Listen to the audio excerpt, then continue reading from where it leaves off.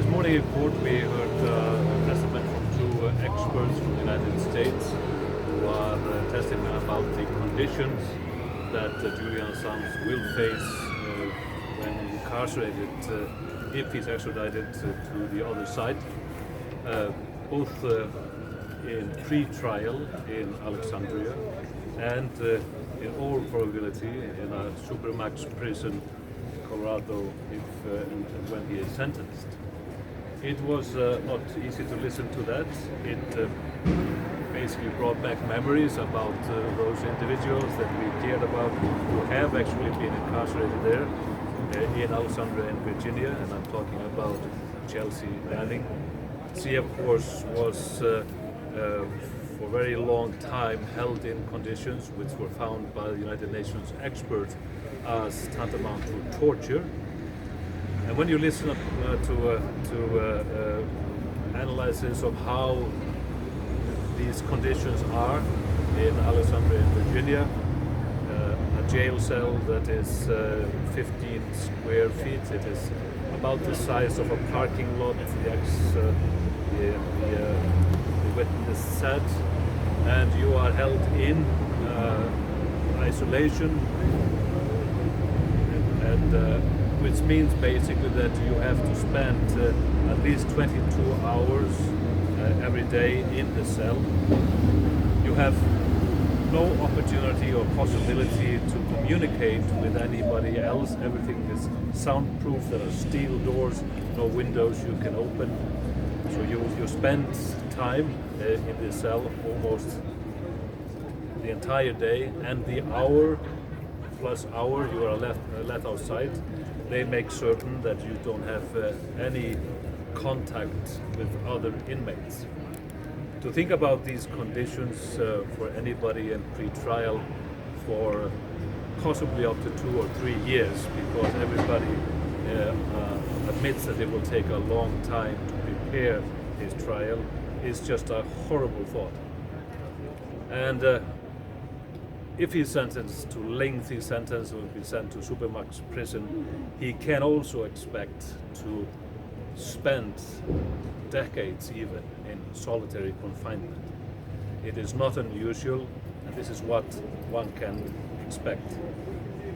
This, of course, underlies this inhumane situation, underlies that it is to be impossible to send anyone over there, especially an individual like Julian Assange,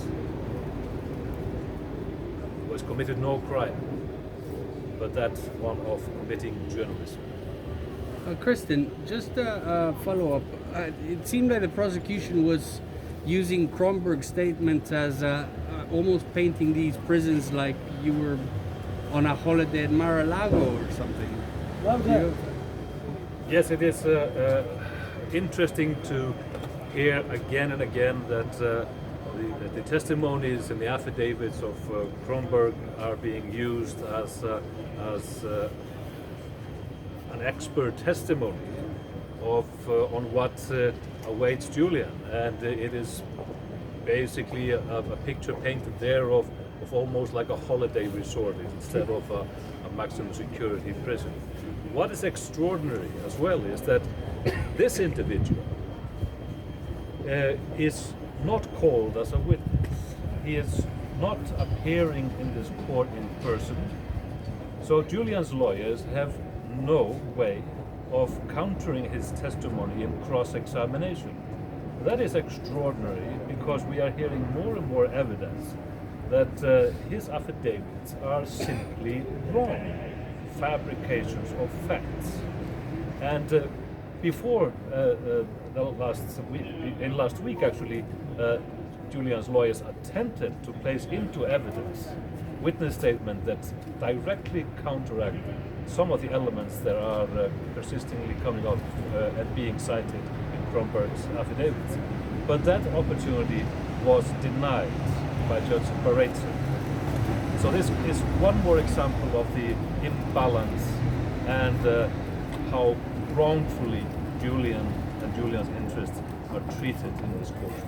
And they talked about you know, indefinite amount of time in solitary confinement and with no communication to the outside world. Yes, that is a real possibility, especially because of the nature of political nature of the persecution Julian is under. You can expect that to happen, and it is not uncommon that that prisoners spend decades in solitary confinement without any access to other people. Thank you. Thank you. Thank you. Well done, Kristinn. Give that round of applause, everybody. This is the front line. Freedom for everyone.